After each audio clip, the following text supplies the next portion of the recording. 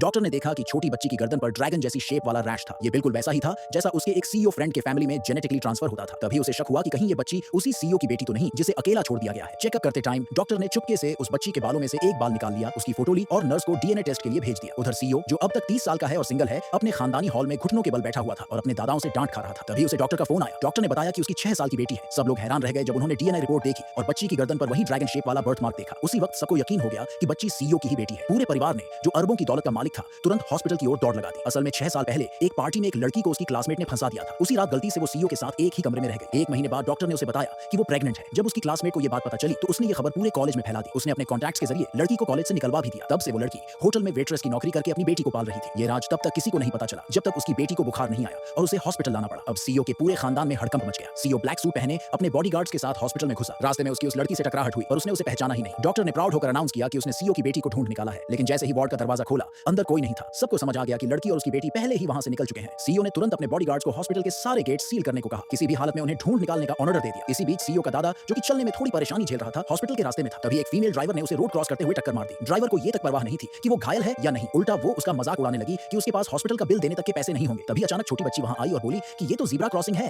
और गलती ड्राइवर की है, उसके दादा की नहीं। ये सुनकर ड्राइवर गुस्से में आ गई और बच्ची को सबक सिखाने आगे बढ़ी। उसी वक्त बच्ची की मां वहां पहुंच गई, लेकिन उसे ये पता नहीं था कि वही ड्राइवर उसकी पुरानी क्लासमेट है जिसने सालों पहले उसे फंसाया था। लेकिन उस औरत ने कहा कि वो पहले ही पुलिस को कॉल कर चुकी है और ड्राइवर को कहा कि तुरंत यहां से निकल जाए, वरना ट्रैफिक रूल्स के हिसाब से पैदल चलने वालों को रास्ता न देने पर पूरी गलती उसी की मानी जाएगी। उसे 200 युआन का फाइन देना पड़ेगा और उसके 2 लाइसेंस पॉइंट्स भी कट जाएंगे। ये सुनकर पुरानी क्लासमेट को बस गालियां देते हुए वहां से भागना पड़ा। जब दादाजी को उठाकर खड़ा किया गया, उन्होंने उस समझदार सी बच्ची को देखा और सोचा कि अगर उनकी परपोती मिल गई है तो वो जरूर इस बच्ची जैसी ही स्मार्ट और प्यारी होगी। उसी टाइम सीईओ भी वहां से गुजरा और एक बार फिर उस औरत से टकराया। उसे फिर से एक जानी पहचानी सी फीलिंग आई, लेकिन वो पहचान नहीं पाया। 3 दिन बाद औरत को काम से निकाल दिया गया क्योंकि उसने बेटी को हॉस्पिटल ले जाने के लिए छुट्टी ली थी। फिर वो किसी नई जॉब की तलाश में सीईओ की कंपनी में इंटरव्यू देने गई। लेकिन उसे क्या पता था कि इंटरव्यू लेने वाली वही पुरानी क्लासमेट थी जिसने उसका रिज्यूमे वहीं फाड़ दिया और कहा कि इतनी गिरी हुई औरत को उनकी कंपनी कभी हायर नहीं करेगी। उसी टाइम सीईओ वहां से गुजरा और जब उसे पता चला कि यही औरत उसके दादाजी की जान बचाने वाली है तो वो तुरंत मीटिंग रूम में घुसा, माफी मांगी और कहा कि औरत अपनी बच्ची को साथ लाकर काम कर सकती है। औरत की खुशी का ठिकाना नहीं रहा। अब उसे अपनी बेटी की स्कूल फीस और देखभाल की टेंशन नहीं थी। लेकिन उसे क्या पता था कि उसकी पुरानी क्लासमेट के दिल में उसके लिए गहरी नफरत भरी हुई है। अगले दिन औरत अपनी बेटी को लेकर सीईओ के इलेक्ट्रॉनिक्स फैक्ट्री में काम पर गई, जहां उसकी क्लासमेट पहले से ही वर्कशॉप सुपरवाइजर को रिश्वत देकर सेट कर चुकी थी। सुपरवाइजर ने औरत को अपने ऑफिस बुलाया और परेशान करना शुरू कर दिया। तभी औरत ने बाहर से अपनी बेटी की रोने की आवाज सुनी और जल्दी से बाहर भागी। उसी वक्त क्लासमेट ने झूठा इल्जाम लगा दिया कि फैक्ट्री के तैयार प्रोडक्ट्स बच्ची की वजह से खराब हो गए हैं। अब कंपनी औरत को सिर्फ निकालना ही नहीं चाहती थी, बल्कि उससे नुकसान की भरपाई भी मांग रही थी। औरत ने घबराकर अपनी बेटी से पूछा,